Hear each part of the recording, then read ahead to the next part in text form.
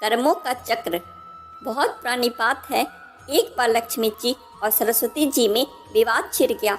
लक्ष्मी जी बोली, मेरे आशीर्वाद के आगे भला कर्मों की क्या हस्ती है। परंतु सरस्वती जी अपनी बात पर अड़ी थी कि हर एक को पिछले कर्मों का फल भोगना ही पड़ता है। दोनों में बहस छिड़ गई और अंत में लक्ष्मी जी ने कहा, हम दोनों चलकर लक्ष्मी के मंदिर में मूर्ति के पीछे छिप जाते हैं।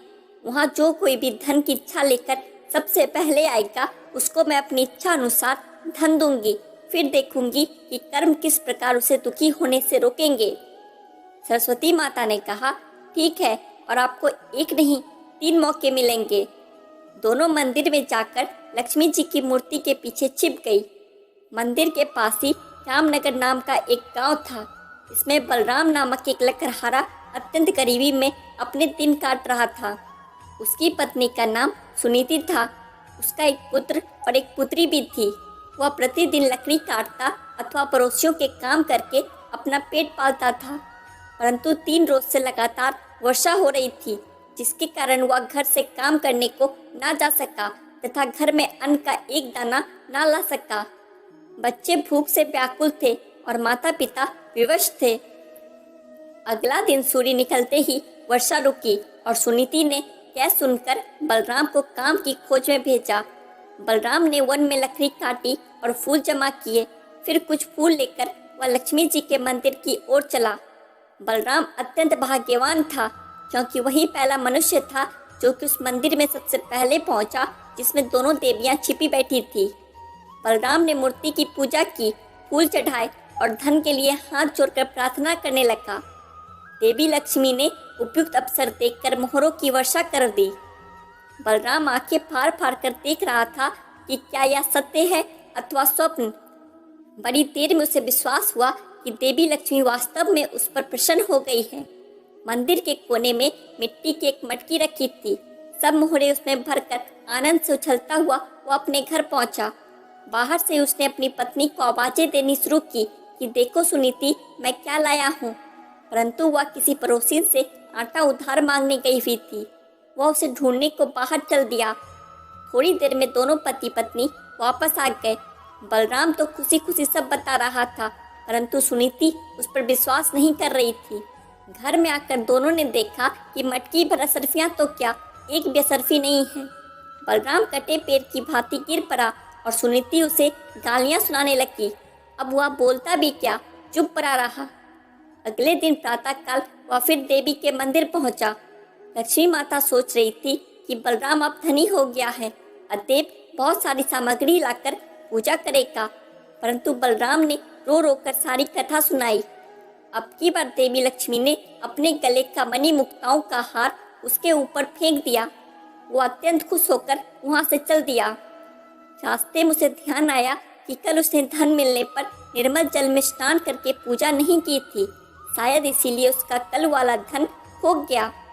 यह सोचते ही वह सरोवर पर जा पहुंचा और हार को कुर्ते की जेब में भली भांति बांधकर कपड़े जल के किनारे रख दिया और नहाने को घुस गया।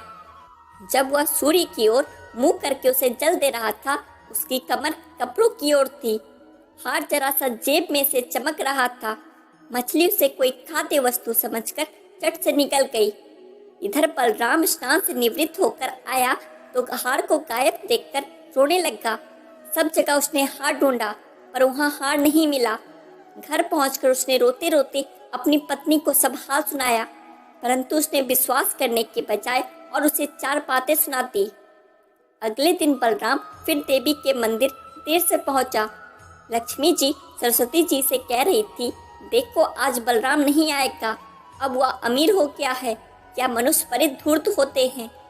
परंतु कुछ ही क्षण पश्चात बलराम रोता हुआ आ पहुंचा और आकर सब हाल सुनाने लगा। देवी लक्ष्मी देवी सरस्वती से कहने लगी, क्या मनुष्य बड़ा मूर्ख मालूम होता है। सरस्वती बोली, मूर्ख नहीं है, इसके बुरे कर्मों का चक्र अभी समाप्त नहीं हुआ है। लक्ष्मी जी चिढ़ कर बोली, फिर वही कर्म चक्र। अच्छा, अब की बार इसको बड़ा कीमती एक छोटा सा पत्थर दूंगी, देखिए इसे कौन लेता है। ऐसा कहकर उन्होंने एक छोटा मूल्यवान पत्थर उसके आगे फेंक दिया।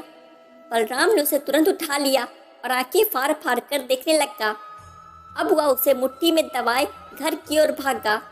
उसे सुनीति के पास पहुंचने की जल्दी थी। आधे रास्ते आकर वह मुट्ठी खोलकर देखने लगा कि कहीं अमूल्य पत्थर हाथ में से गायब तो नहीं हो गया। पत्थर लाल लाल चमकते देखकर एक चील उसे खाने की वस्तु समझकर उससे एक ही झपाटे से छीनकर उड़ चला। अब तो बलराम सर पीट कर रह गया। उसने घर जाकर अपनी पत्नी को कुछ न बताया और चुपचाप जाकर लेट गया। उसे ऐसा लेटा देखकर सुनीति का हृदय भर गया तथा वह उसे खोए हुए धन के लिए सांत्वना देने लगी। अगले दिन वह मंदिर ना जाकर मजदूरी करने को चला, क्योंकि सुनीति की ऐसी इच्छा थी। उधर मंदिर में देवी लक्ष्मी कहने लगी, अब बलराम जरूर लखपति हो गया होगा, भला वो अब यहाँ क्यों आएगा। परंतु माँ सरस्वती बोली, नहीं बहन, ऐसा नहीं हुआ। वो अब भी उतना ही करीब है और शाम को उसके बुरे कर्मों का प्रभाव समाप्त होगा, तब वो अवश्य ही लखपति बनेगा। शाम को बलराम को 8 आने मिले। उससे वह आटा, नमक, तेल तथा मछली आदि खरीदकर घर चला। उसकी पत्नी तथा बच्चे यह सब देखकर अत्यंत प्रसन्न हुए। पत्नी ने घर में जाकर भोजन की तैयारी शुरू की और वह कुल्हाड़ी लेकर लकड़ी लेने चला। भाग्यवश क्या उसी कीकर की डाली को काटने लगा जिसमें उस चील का घोंसला था तथा वह मूल्यवान पत्थर उसमें रखा हुआ था।